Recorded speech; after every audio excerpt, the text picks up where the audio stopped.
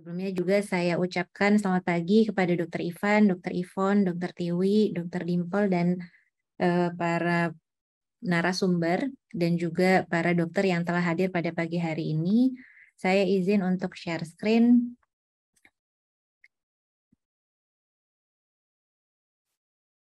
Ya, izin saya untuk mulai ya.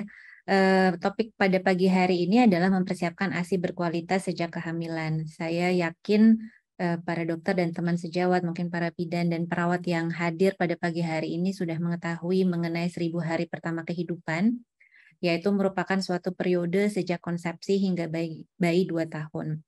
Kenapa 1000 hari pertama kehidupan ini selalu dibicarakan di mana-mana? Karena memang periode ini dikatakan periode yang paling penting untuk kesehatan pertumbuhan dan juga perkembangan terutama otak yang optimal untuk anak ini di kemudian hari. Dan karena 1000 hari pertama kehidupan dimulai sejak konsepsi, jadi kalau misalnya kita lihat yang perlu kita persiapkan bukan hanya setelah bayi lahir, neonatus sampai usia 2 tahun, tapi pada saat dia masih berupa janin, mungkin mulai dari embrio, ini sudah mulai harus kita persiapkan tujuannya untuk mengoptimalkan kesehatannya di kemudian hari. Dan salah satu yang berperan untuk 1000 hari pertama kehidupan ini adalah nutrisi, meskipun ada beberapa faktor lain, misalnya yang berhubungan dengan kehamilan adalah penyakit dari ibu, misalnya ibunya apakah menderita preeklamsi, atau ibunya ada diabetes mellitus, atau penyakit autoimun, atau anemia pada kehamilan. Namun yang mungkin saat ini kita bisa modifikasi pada saat pasien sudah datang positif hamil adalah nutrisi. Sedangkan untuk yang tadi saya sebutkan mengenai preeklamsi, diabetes, mungkin itu perlu intervensi pada saat prakonsepsi atau sebelum kehamilan. Kalau kita lihat proses laktogenesis dibagi menjadi dua, yaitu laktogenesis 1 dan laktogenesis 2, yang bisa dilihat dari gambar ini disingkat menjadi L1 dan L2. Nah, di mana laktogenesis 1 ini dimulai sejak kehamilan, di mana peran-peran hormon pada kehamilan yang dihasilkan oleh plasenta seperti estrogen, progesteron, prolaktin, kortisol, dan insulin ini memegang peranan penting.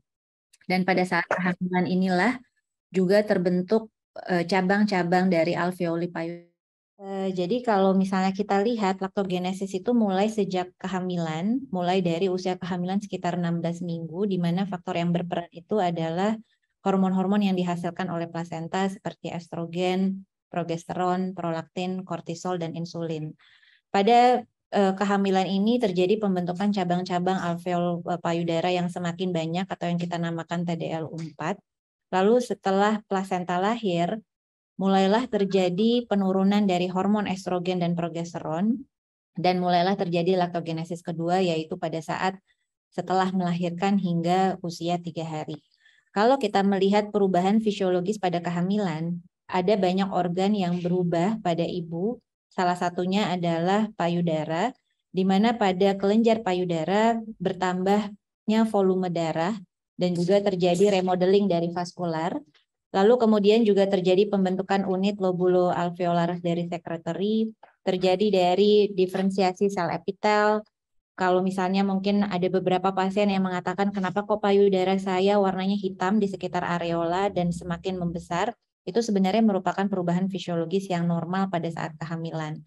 Dan juga pada kehamilan terjadi sintesis dan akumulasi dari lipid sitoplasma dan protein di sel alveolar. Nah, sekarang mengenai ASI eksklusif. Kalau kita lihat datanya di Indonesia, prevalensi ibu yang memberikan ASI eksklusif 35,7%, di mana angka ini dikatakan masih tergolong rendah, terutama untuk ibu bekerja dibandingkan global, yaitu sekitar 30-50%.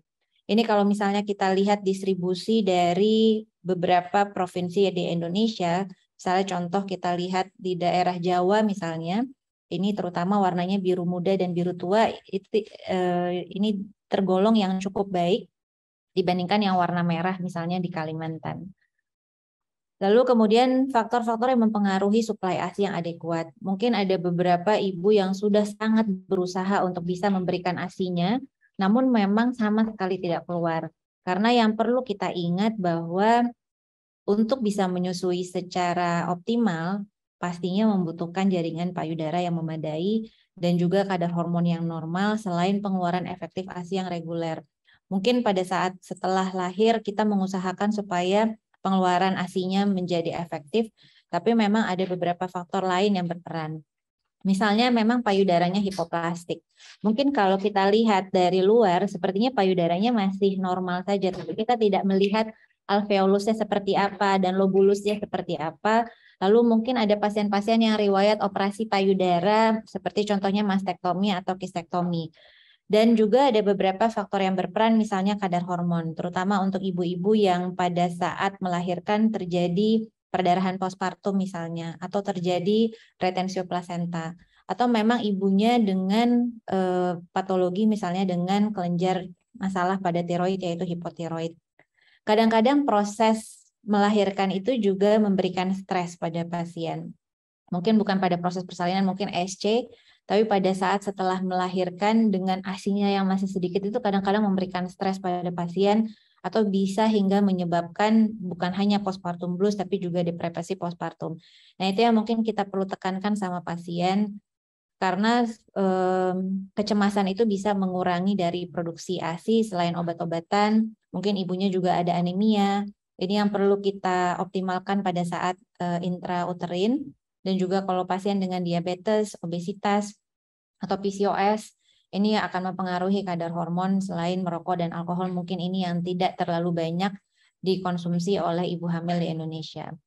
Nah, pengeluaran efektif ASI reguler mungkin nanti akan dibicarakan banyak oleh dokter anak, tapi kita sebagai objin karena akan ketemu sama ibunya selama perawatan dan juga bayinya pada saat rawat gabung, mungkin kita perlu memberikan konseling pada saat antenatal care karena sebelum melahirkan kan kita bertemu sama pasien 9 bulan untuk bisa mengoptimalkan nanti pada saat pasiennya untuk memberikan ASI. Jadi penggunaan susu formula itu akan mempengaruhi pengeluaran efektif dari ASI, tapi mungkin ada saja memang bayi yang membutuhkan susu formula misalnya dalam keadaan khusus, misalnya preterm atau yang lainnya. Atau misalnya masalah bayi baru lahir, misalnya bayinya kecil dengan preterm dan perlu perawatan NICU, itu membuat pertemuan antara ibu dan bayinya menjadi lebih sedikit atau perlekatan tidak adekuat dan komplikasi saat persalinan. Nah, ini adalah faktor-faktor maternal yang mempengaruhi laktasi tidak optimal. Mungkin di sini saya lihat ada beberapa SPOG. Ada faktor yang mungkin kita tidak bisa modifikasi, misalnya faktor genetik. Ini sudah tidak bisa kita papakan pada saat kita ketemu sama pasiennya.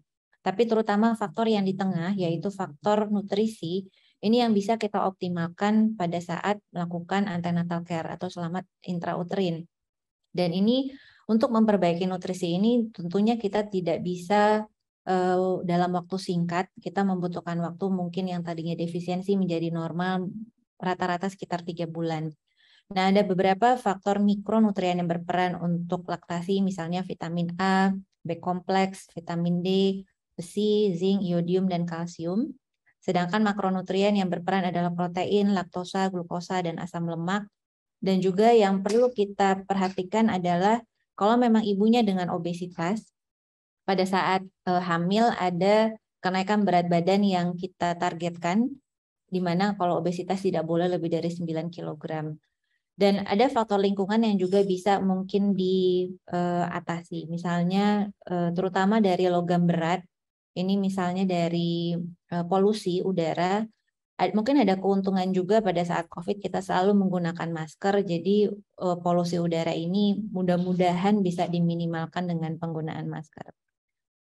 Nah, kalau misalnya kita lihat dari komposisi ASI sendiri, mungkin nanti dari pembicara narasumber lainnya juga akan membicarakan mengenai hal ini. Tapi juga SPOG saya rasa juga perlu tahu karena terutama kita ketemu sama pasien ini pada tahapan menyusui pembentukan kolostrum yaitu 70 hingga 72 jam postpartum. Dan kalau kita lihat perbedaan antara kolostrum dan ASI peralihan dan juga matur, terutama perbedaannya yang paling tinggi adalah laktoferin, di mana laktoferin ini berfungsi sebagai antimikroba dan juga mempengaruhi dari perkembangan usus. Dan yang lainnya adalah imunoglobulin A juga lebih tinggi dibandingkan peralihan dan matur yang berperan untuk imunitas bawaan ataupun adaptif. Sedangkan untuk yang lain-lainnya kurang lebih sama, dan yang lain adalah leptin yang juga tinggi yang berperan sebagai regulator energi. Gambar di sebelah kiri ini yang mempengaruhi komposisi dari ASI itu sendiri. Dan mungkin kita sebagai bidan atau sebagai SPOG yang menangani pasien selama melakukan antenatal care, faktor maternal dan behavior ini yang mungkin perlu kita konseling atau berikan edukasi sejak pasien masih kehamilan, mungkin dari trimester kedua atau trimester 1 akhir. Dan yang mungkin kita perlu modifikasi adalah satu, diet, lalu kemudian indeks massa tubuh supaya kenaikan berat badannya tidak berlebihan. Sedangkan faktor usia dan etnis itu tidak bisa kita modifikasi. Dan kesehatan metabolik dan physical activity ini juga bisa kita modifikasi selama pada saat hamil. Nah, bagaimana keuntungan menyusui? Ini mungkin yang bisa kita berikan informasi bukan hanya untuk ibu, tapi juga untuk suami dan juga keluarga supaya bisa mensupport ibunya nantinya pada saat menyusui. Karena keuntungan ini bukan hanya jangka pendek, baik untuk ibunya maupun anak, tapi juga jangka panjang. Misalnya untuk ibunya dengan menyusui itu bisa mengurangi resiko perdarahan karena involusi uterusnya optimal, dan juga mengurangi resiko infeksi, dan juga bisa sebagai KB dengan syarat selama menyusui terjadi amenore, dan juga mengurangi stres atau depresi postpartum dan mengurangi berat badan dengan cepat. Mungkin ada beberapa pasien yang tidak ingin menyusui karena pengen cepat-cepat diet untuk menurunkan berat badan. Mungkin bisa diberitahukan bahwa dengan menyusui sebenarnya penurunan berat badannya akan lebih cepat dibandingkan ibu memberikan susu formula kepada anaknya. Dan jangka panjang yang menurut saya ini luar biasa keuntungan menyusui karena bisa mengurangi resiko kanker untuk ibunya, terutama payudara, ovarium, endometrium, dan juga mengurangi kejadian endometriosis, diabetes, osteoporosis, penyakit metabolik seperti hipertensi, kardiovaskular, dan juga penyakit imunologi seperti contohnya rheumatoid arthritis dan juga Alzheimer. Sedangkan untuk neonatal atau anak, resiko jangka pendeknya mungkin resiko infeksinya lebih kecil, dan terutama untuk bayi-bayi preterm dan komplikasi akibat preterm seperti contoh necrotizing enterocolitis, ROP, itu pun juga akan lebih rendah. Nah, untuk jangka panjang, mungkin ini yang kita jarang, terutama SPOG, mungkin anak sering memberikan edukasi kepada ibunya. Kita mungkin yang jarang memberi tahu pada pasien bahwa dengan menyusui bisa mengurangi resiko jangka panjang pada anak. Misalnya contohnya penyakit sindrom metabolik pada anaknya. Kalau kita lihat saat ini obesitas pada anak kan cukup tinggi, di mana resiko untuk terjadi diabetes mellitus di kemudian hari, resiko hipertensi pada yang usia mungkin lebih muda, karena kalau kita lihat riset kesehatan dasar, yang menderita hipertensi saat ini udah sekitar usia 30-an. Nah, lalu kemudian resiko untuk terjadinya kanker pada masa kanak-kanak, dan yang mungkin semua orang tua ingin anaknya memiliki kognitif yang lebih baik dibandingkan orang tuanya. Jadi kita bisa mengatakan bahwa dengan menyusui bisa mempengaruhi perkembangan neurologis, IQ-nya mungkin bisa lebih tinggi, memorinya akan lebih baik, fungsi motoriknya pun juga lebih baik, meskipun pada bayi yang dilahirkan preterm penelitiannya juga akan memberikan hasil yang lebih baik. Nah, mungkin ini terutama untuk OB-GYN yang perlu mengetahui bahwa dengan semakin meningkatnya angka SC, yang mungkin tidak bisa dihindari, karena mungkin kalau misalnya kita lihat di bunda juga angka SC-nya mungkin agak tinggi. Memang ada beberapa faktor yang berpengaruh terhadap SC, misalnya memang ada indikasi medis, tapi juga ada banyak indikasi faktor sosial. Nah, yang kalau kita lihat di dunia, 1 dari 5 wanita itu melahirkan secara SC. Kenapa slide ini saya tampilkan? Karena ternyata SC itu ada pengaruhnya terhadap perkembangan neurologis pada anak ini di kemudian hari karena terjadinya dysbiosis. Karena tadi pada awal salah satu tujuan dari webinar atau dari seminar TOT 2 hari ini adalah untuk memperbaiki kualitas generasi yang akan datang, maka kita juga perlu mengetahui akibat yang kita lakukan untuk ibunya dan terutama untuk bayinya. Nah, resiko jangka panjang SC pada bayi, kalau kita lihat di sini, resiko untuk terjadinya alergi akan lebih tinggi, yaitu asma, wheezing, dan juga resiko obesitas pun juga akan lebih tinggi, di mana obesitas ini bukan hanya berat badannya yang besar, tapi resiko untuk penyakit metabolik di kemudian hari pun juga akan lebih tinggi. Nanti akan saya paparkan apa sih peran ASI untuk mengurangi resiko dari SC ini karena yang disebabkan oleh dysbiosis.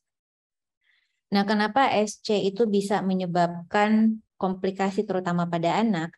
Karena pada saat kita melakukan SC akan menurunkan bifidobakterium dan akan meningkatkan firmicutes dan Clostridium sehingga terjadi dysbiosis.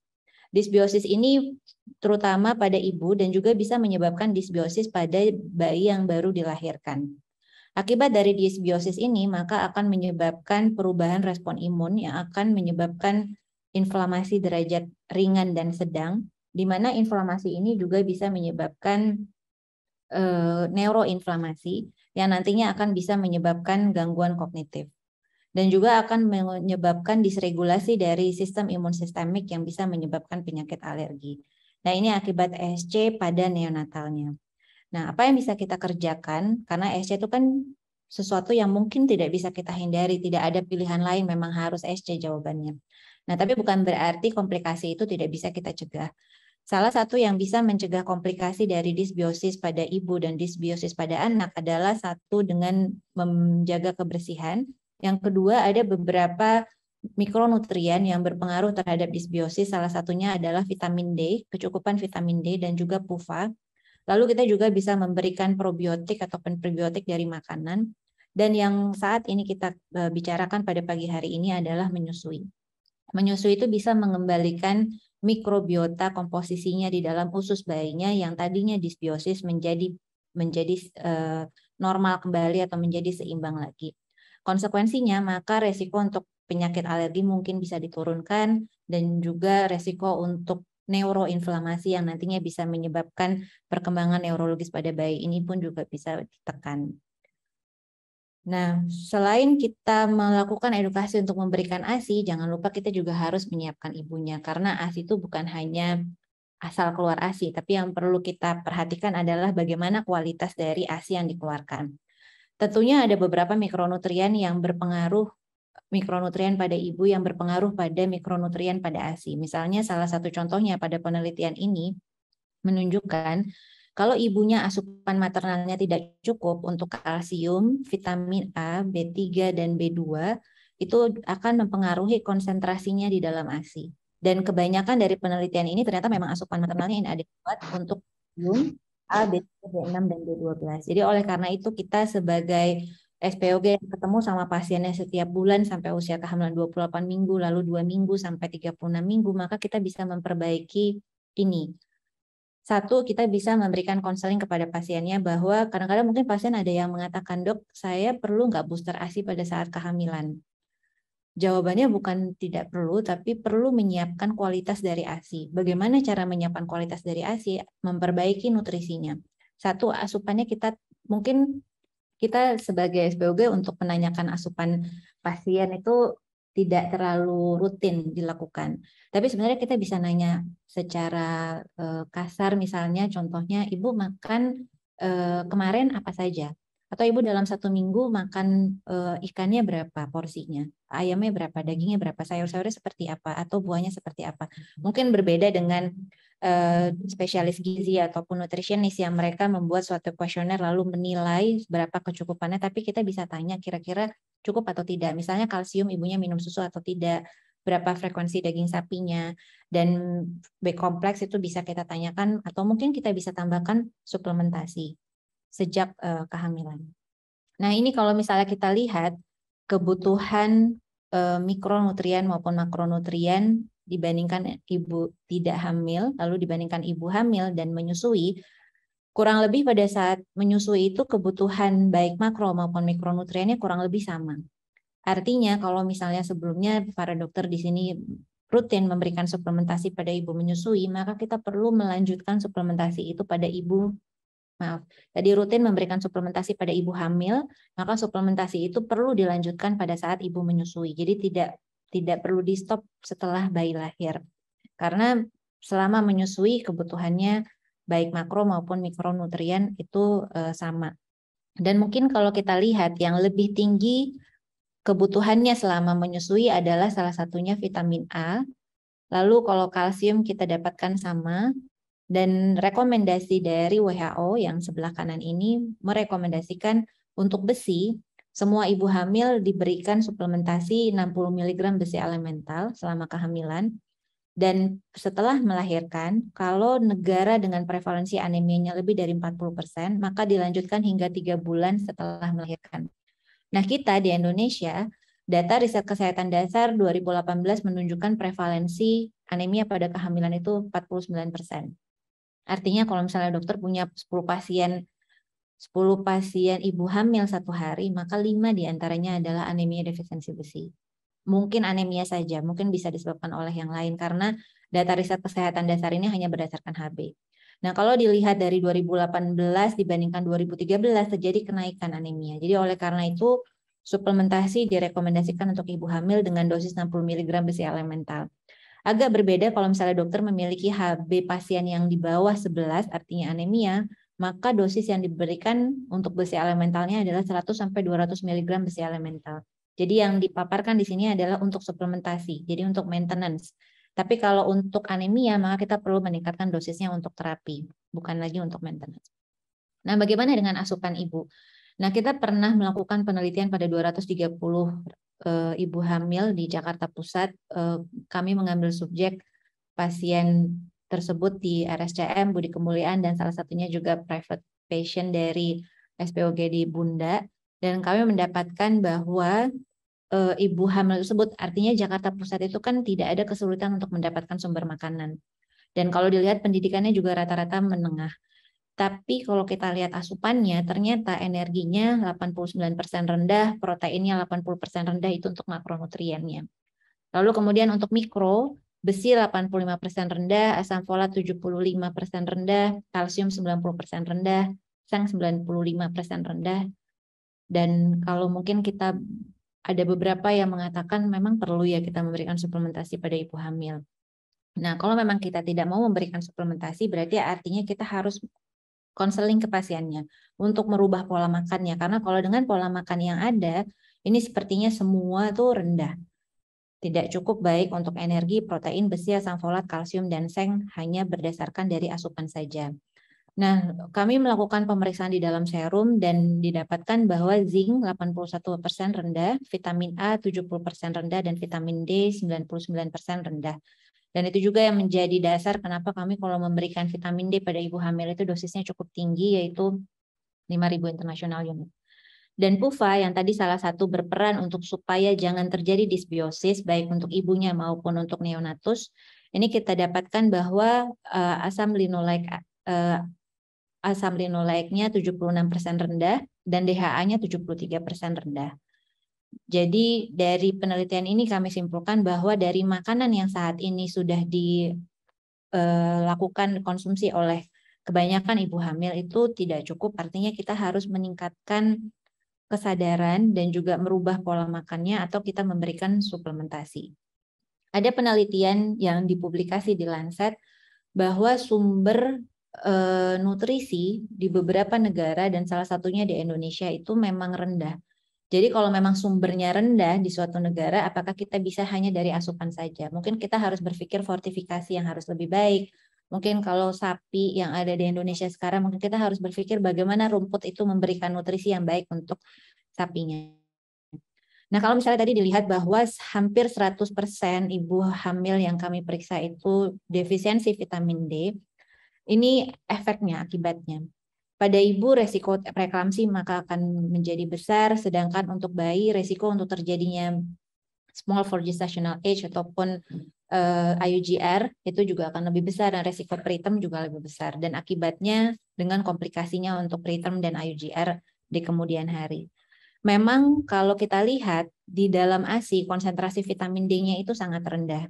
Dan ini menjadi pertanyaan apakah kalau kita memberikan ibunya suplementasi vitamin D pada saat menyusui, apakah bisa mempengaruhi kadarnya di dalam ASI dan bisa mengurangi kemungkinan resiko defisiensi pada neonatalnya, itu mungkin yang saat ini masih menjadi perdebatan.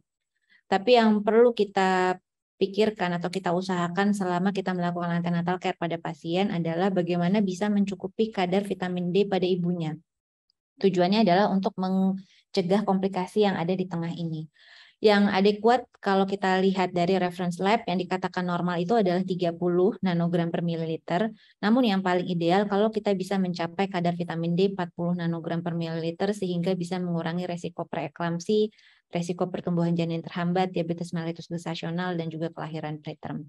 Ini yang tadi saya katakan sumber makanan di berbagai negara. Ini kalau kita lihat Indonesia ini yang warna biru muda atau biru tua, artinya zinc availabilitasnya itu hanya 6,2 mg per orang per hari. Di mana zinc itu harusnya 15 mg pada ibu hamil. Besi ini untuk di Jawa kalau kita lihat biru tua artinya ketersediaannya kurang dari 13 mg per orang per hari. Sedangkan untuk ibu hamil minimal 30 mg. Atau kalau WHO merekomendasikan 60 mg. Begitu pula vitamin A juga sangat sedikit ketersediaannya, begitu pula PUFA. Jadi oleh karena itu pertanyaan saya adalah kalau sumbernya di Indonesia saat ini masih belum cukup, apakah kita bisa mengandalkan hanya dari makanan saja untuk ibu hamil? Mungkin ada beberapa kok senang banget yang memberikan suplementasi atau banyak banget memberikan suplementasi. Karena itu menurut saya satu-satunya yang saat ini jawaban yang bisa kita berikan. Fortifikasi mungkin nanti suatu saat akan ada untuk beberapa, mungkin saat ini kan sudah ada untuk vitamin A, misalnya di minyak, omega 3, misalnya di telur. Zinc saya rasa fortifikasi belum ada. Jadi mungkin kita memang untuk bisa memperbaiki kualitas anak ini di kemudian hari, memang kita tidak bisa bekerja sendirian sebagai dokter, ada banyak faktor yang harus dilibatkan. Nah, ini 2 slide terakhir dari saya mengenai Galactagok. Ada beberapa faktor yang berperan untuk ASI supaya jadi lebih banyak. Tujuannya adalah supaya kita bisa menghambat prolaktin inhibiting factor ini. Jadi untuk bisa meningkatkan prolaktin, kita membutuhkan prolaktin releasing factor, dan prolaktin inhibiting factornya itu kita perlu tekan. Nah, faktor-faktor yang berperan misalnya yang bersifat sebagai antagonis dopamin, yang dimana menghambat PIF atau prolaktin inhibiting factor adalah domperidone dan metoclopramid. Ini bisa kita berikan untuk meningkatkan prolaktin dengan dosis untuk domperidone 3 kali 10 sampai 20 mg per hari, sedangkan untuk metoclopramid 3 kali 10 mg per hari. Dan untuk herbal juga ada beberapa, misalnya salah satu contohnya adalah fenugreek, lalu kemudian ada ginger, dan kalau misalnya kita lihat di tabel yang di bawah ini, yang sangat berperan terutama adalah domperidone, itu moderately effective, sedangkan yang lainnya sebagai contoh dengan fenugreek atau dengan metoclopramid itu slightly effective sampai moderately effective. Ini mungkin slide terakhir dari saya, mungkin yang pesan terakhir saya terutama untuk bidan ataupun SPOG yang menangani pasien selama antenatal care, kita perlu mempersiapkan ASI dengan cara memperbaiki nutrisinya. Dan kalau mungkin pertanyaan pasien apakah booster ASI perlu, boleh dimulai, tapi bukan dengan pemberian secara sintetik, tapi kita bisa secara natural dari makanan yang meningkatkan produksi ASI, misalnya penggunaan gandum, kacang-kacangan, lalu sayur-sayuran, buah-buahan, dan protein itu bisa meningkatkan produksi ASI mudah-mudahan di kemudian hari. Saya rasa sekian slide dari saya, semoga bermanfaat. Apabila banyak kekurangan saya mohon maaf. Saya kembalikan ke Dr. Dimple. Assalamualaikum warahmatullahi wabarakatuh.